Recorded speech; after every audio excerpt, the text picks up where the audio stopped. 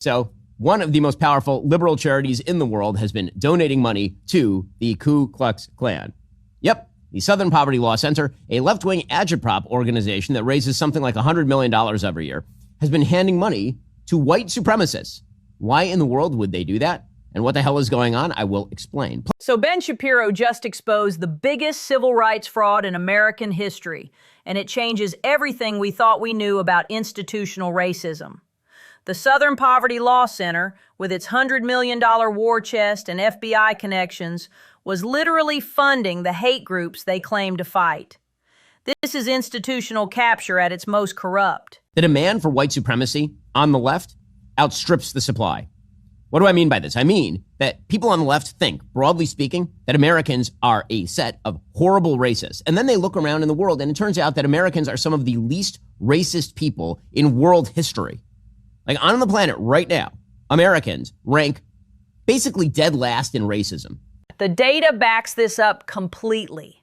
Gallup shows 94% of Americans approve interracial marriage, up from 4% in 1958. Meanwhile, countries like Japan have 98% ethnic homogeneity by design. America's success story on tolerance created a massive problem for organizations whose existence depends on perpetual racial crisis. If you go to any other country on planet Earth, what you will notice is that there is significantly more racism than there is in the United States. If you go to Japan, fair bit of racism in Japan. You go to South Korea, fair bit of racism in South Korea. You go to India, they've got some racism problems. You come to the United States, and the poll statistics suggest that, for example, the vast majority of Americans are fine with living next to people of different races. They are fine with intermarrying with people of other races. We have very high rates in the United States of ethnic intermarriage. All of that with America, we are an extraordinarily tolerant and diverse people. Exactly right. When your business model requires racism, but racism keeps declining, you manufacture it. The SPLC raised over $100 million annually, while America became more tolerant. Classic nonprofit dysfunction. They had every incentive to make the problem worse, not solve it. But in order for the left to make its play for a sort of communitarian, centralized government, they have to constantly suggest that the government must be there in order to ram down the throats of those evil racists, or the vast majority of Americans, according to the left. They have to ram down their throat decency and goodness. And the only way that you can sell that proposition is to create an ersatz, a false supply of racism. So this brings us to the Southern Poverty Law Center. So this reveals the SPLC's terrifying institutional power. Think about it. The FBI, Amazon, PayPal, all outsourced their moral judgment to this one organization. They essentially became the arbiters of acceptable speech in America, while secretly funding the extremists they were supposedly monitoring.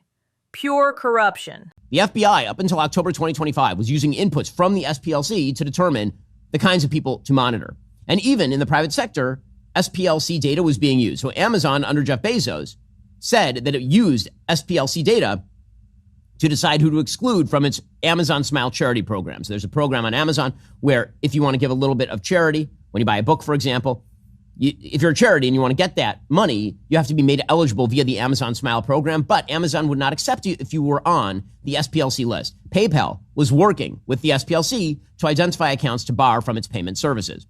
The national security implications are staggering. The FBI was using intelligence from an organization that was actively funding domestic terrorists.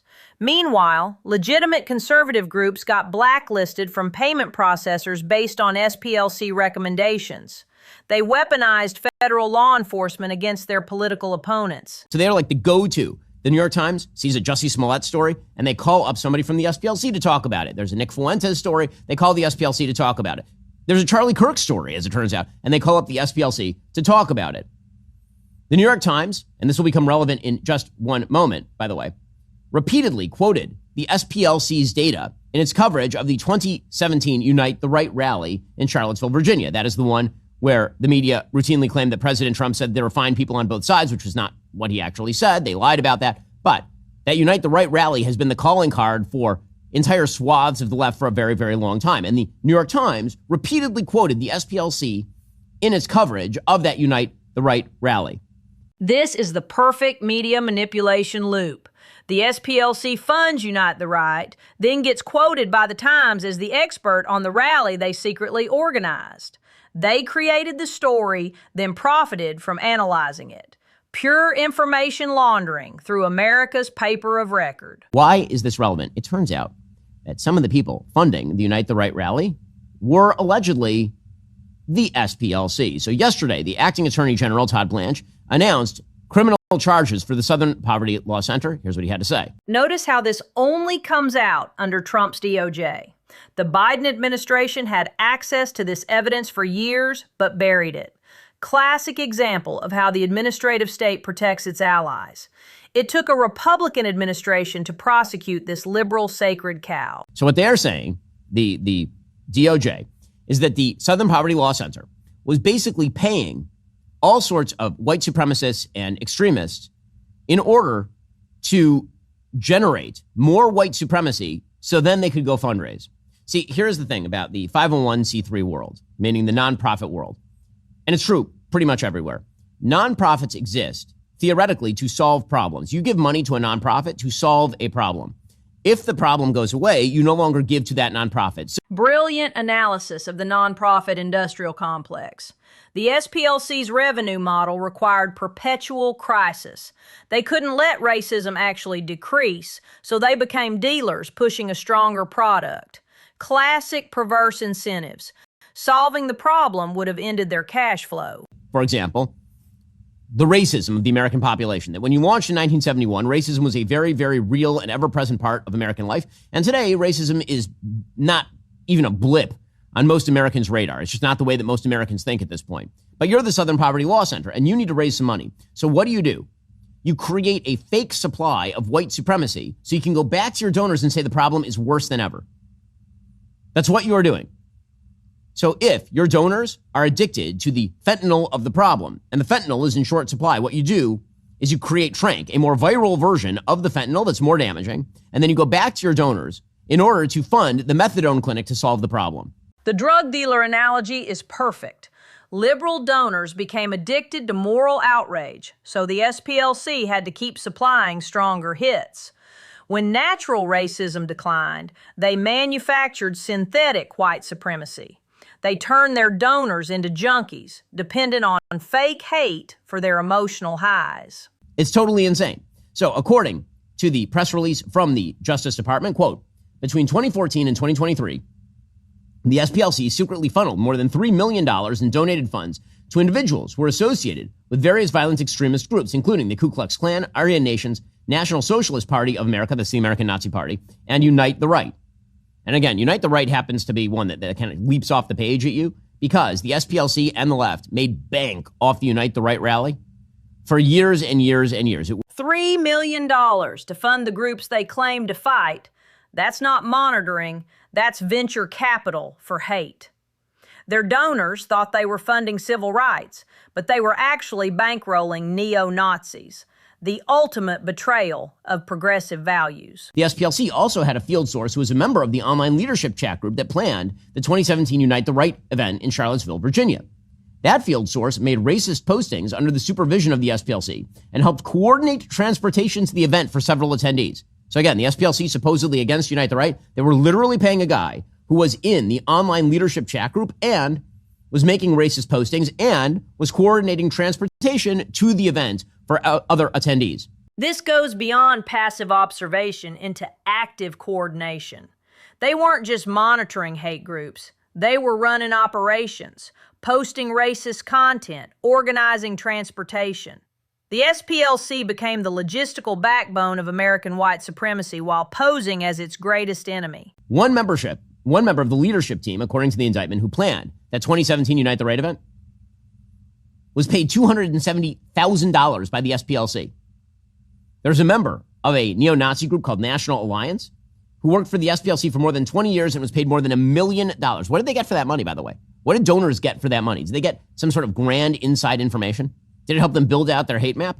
$250,000 to one organizer, over $1 million to another. These aren't informant payments. These are salaries. The SPLC was essentially running a white supremacist staffing agency while fundraising off the threat these same people posed. Absolutely insane business model. That is the same period of time during which that same person was featured on the SPLC's extremist file webpage from which it solicited donations, which is insane. Okay, so they have listed on their website this person as an extremist, and they were paying him at the same exact time. Totally crazy stuff. The perfect circular scam, featuring someone on your extremist website to scare donors while secretly paying them $140,000. They turned hate into a subscription service, monetizing both the supply and the supposed solution. Peak nonprofit corruption. Matt Walsh points out that the SPLC had a whole section of their website devoted to him. He says, they never offered me any money as part of their scheme. I'm starting to feel a bit offended. Other things that were in the SPLC extremist files: Turning Point USA, Prager University, Chaya Raichik at Libs of TikTok, Moms for Liberty, the Center for Immigration Studies, Alliance Defending Freedom, and David Horowitz, none of whom are extremists. So this is the game. Notice the pattern. They protected actual extremists while targeting mainstream conservatives. Matt Walsh, Prager University, and Moms for Liberty got the extremist label, while real neo-Nazis got paychecks. They weaponized their authority to attack political opponents, not genuine threats. A lot of it is ginned up. That the hatred that a lot of Americans feel for other Americans, and there are recent poll statistics showing that a majority of Americans have negative feelings about other Americans. So much of that is ginned up by groups like the SPLC labeling huge swaths of Americans white supremacists. I mean, the fakery here is quite real. And people make money off of it because the algorithm favors it. This connects to the broader breakdown of American social trust. When institutions like the SPLC manufacture division for profit, it creates real hatred between neighbors who should be allies. The fake hate industry profits from our isolation and mutual suspicion. The more time you spend online, the more you are given this sort of stuff. The stuff you see on X, the stuff that is routinely retweeted and reposted is always the same kind of stuff. Emotionally charged stuff, deeply emotionally charged stuff. That is the entire shtick here. That is the entire game. And that's why you feel alienated. It's why I've said 1,000 times on the show, and I will say it 1,000 times more, that you ought to go talk to your neighbors in person. Because when you talk with your neighbors, your prefrontal cortex will kick in, as opposed to your fear centers, your amygdala. And you might learn that the neighbor who you disagree with about tax rates actually is not a racist. Exactly why face-to-face community matters more than ever. The hate industry depends on algorithmic isolation and fear. When you actually talk to your neighbors, you realize the manufactured crises pushing online don't reflect reality. Real relationships defeat artificial division. It's why when you go online, you should really consider whether the thing you're reading that is setting you off emotionally is actually true or not, or reflective of reality or not, or reflective of what your fellow Americans actually think. Alrighty. The Trump administration's prosecution of the SPLC could end the entire fake hate industry. When the country's premier anti-hate organization gets exposed as a hate manufacturer, it discredits the whole ecosystem. Finally, accountability for these democracy-undermining institutions.